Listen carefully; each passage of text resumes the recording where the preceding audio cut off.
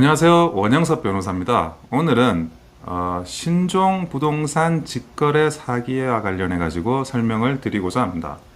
요즘 그 부동산 중개인을 끼지 않고 직거래하는 경우가 왕왕 있습니다.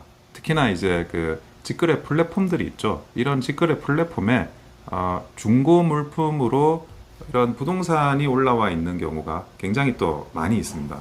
그래서 그런 부분들을 뭐 중개사 수수료 이런 분들을 조금 절약한다는 차원에서 하시는 분들이 있는데, 제가 뭐 여러 차례 방송을 통해서도 지적을 하지만 가급적이면 공인중개사를 통해서 저는 항상 거래를 하시라는 말씀을 드립니다.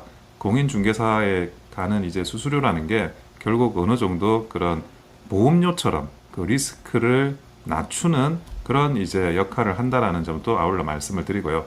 여기서는 이제 이 직거래 피해자가 모든 서류를 이제 제대로 된 서류를 받았다는 거예요. 신분증도 받고 등본도 받고 뭐 가족관계 증명서도 받고, 그러니까 그 부동산 등기부에 나와 있는 소유자와 완전히 일치를 하는 거죠.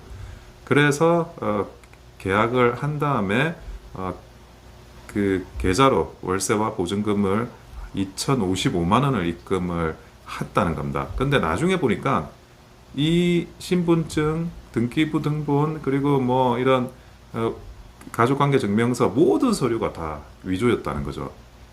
그래서 아예 그 집 주인은 전혀 다른 사람이었고, 정면 존재도 하지 않는 사람을 상대로 해가지고 사실은 직거래 계약을 했다는 겁니다.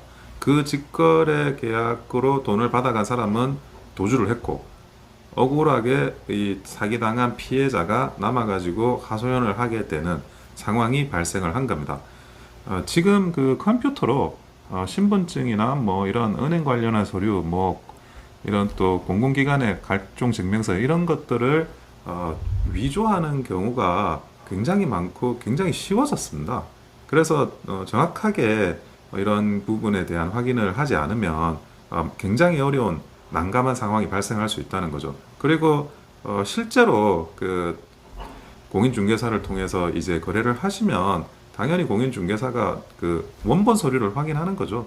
뭐 주민등록증도 원본을 확인하는 거고, 그렇게 하는 철저한 이런 그 검수 절차를 통해 가지고 중개 거래를 하게 됩니다. 그리고 기본적으로 공인중개사들은 해당 지역에 어느 정도 집주인이 진짜 누군지에 대해서 정확하게 알고 있죠.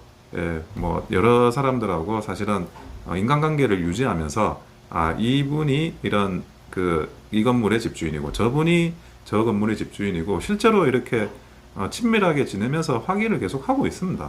그래서 그런 부분에 있어서 이 직거래 이와 같은 이제 신분증 위조하는 이런 수법의 직거래에 당할 가능성은 뭐 현저히 낮은 거죠.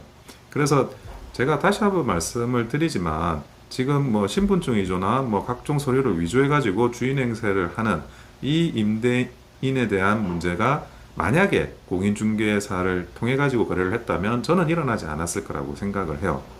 그래서 만약 수수료가 뭐 적정히 발생을 합니다. 근데 그 수수료를 그렇게 뭐 아쉽다고 생각을 하기보다는 결국 그 공인중개사들이 평소에 하는 이런 서비스, 그리고 뭐 어떤 집주인하고의 그런 친밀도나 관계를 유지해가는 그런 그 과정에서 발생한 인건비 뭐 이런 것들이 다 녹아 있다는 생각으로 이 수수료 개념을 바라보셨으면 좋겠어요.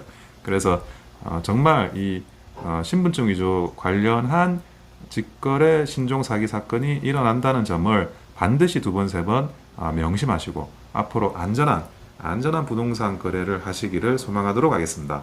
이상 원영섭 변호사였습니다. 좋아요와 구독은 큰 힘이 됩니다. 감사합니다.